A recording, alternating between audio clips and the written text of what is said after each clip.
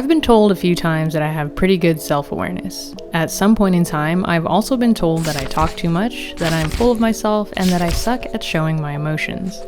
Chances are, if one person thought this, then at least 100 other people thought this too, but didn't want to say it, at least to my face anyway.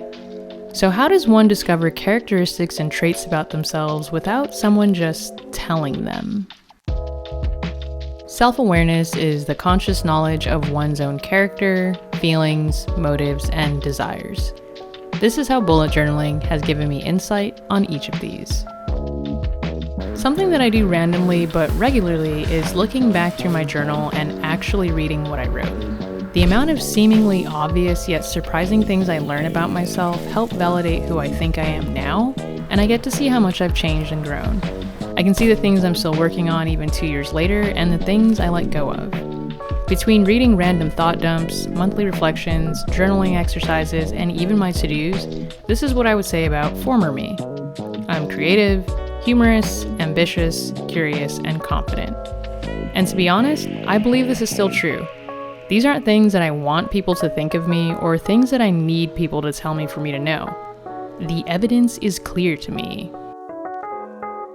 I highly recommend taking the time to look back at your old self regularly and digest your past thoughts and doings without external influences. What you doing? Please leave. Okay, all right. Basically, study yourself.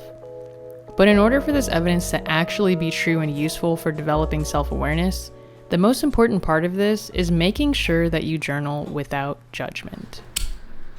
My biggest insecurities are the things I mentioned earlier: talking too much, coming off as a cocky asshole, and being emotionally challenged. When I first started bullet journaling, I wasn't interested in getting into my feels about anything. I only used it for planning, to-dos, and notes about whatever I was learning at the time. However, once I turned 30, started working full-time, and began to understand my financial crisis regarding my debt-to-income ratio, I started experiencing regular stress and anxiety. I dumped my negative thoughts on Abby, and I was starting to feel really bad and self-conscious about this, but for some reason, I couldn't stop. I finally looked into journaling exercises to help me process and make sense of my feelings so that I wasn't torturing the people around me on a merry-go-round of sorrows. I started thought dumping, writing out my monthly reflections, and doing journaling prompts so that I would shut up about all the shit that was going on in my head. But I've learned that the only way for this to work is to be completely honest with yourself. There is no benefit to lying to yourself in private or at all, and the more you spell out your problems, the more a solution will start to reveal itself. Oh, and this doesn't all have to be negative feelings. In fact, please don't turn your journal into a hellhole. It's just as important to reflect and process good things that happen so that you can improve your self-awareness on what truly makes you happy to attract more of that positive energy into your life. Remember, you are the audience you're writing for, so dump those feels on yourself and sit in it without judgment.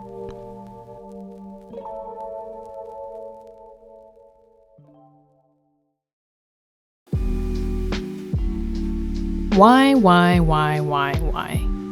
A good journaling exercise might be to just ask why 5 times to understand, well, why you want to do something. Whenever I set goals, make to-dos, or try to process my feelings with thought dumping, understanding the why behind it is what motivates me and deems it worthy of my time. For example, I want to improve my creativity and skill sets by consistently making YouTube videos. Here are 5 standalone reasons why I want to do this. I can go even further and pick any one of these and do it again. And what makes sense to me is that the more you can go on with this exercise, the more you understand why you're doing what you're doing, and hopefully you can see that you're doing it either for yourself or the people you love, the things that matter.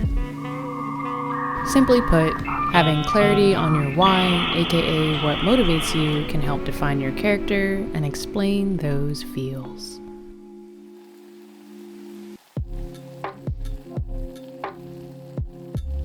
If I look back at all of my monthly reflections from when I started bullet journaling back in 2021, creating on YouTube has always made it somewhere on there. I've also always wanted to do something entrepreneurial-like and to have more control over my time. Then there's things like read more, exercise more, and get better at managing finances.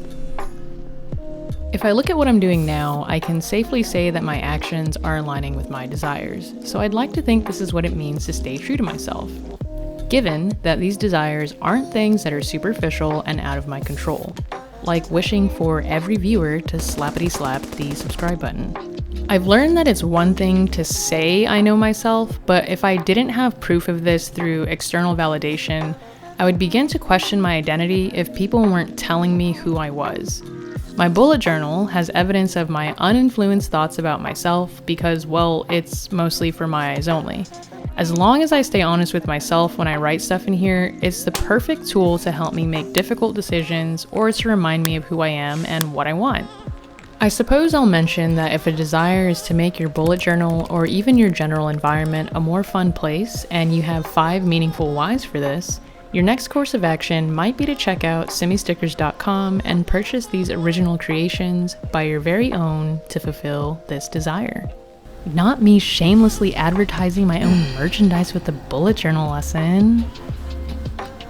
Anyway, in my super biased opinion, which is proven scientifically somewhere, journaling has drastically helped me on the never-ending journey of improving my self-awareness. I know I still have a lot of blind spots and it's impossible to be 100% self-aware, but at the very least, a $30 bullet journal has been a valuable anchor that keeps me from losing myself. And if you're like, but Simi, I don't keep a journal and I don't know where to start and I don't want to be lost forever, what should I do? Binge this playlist and take action. TTYL.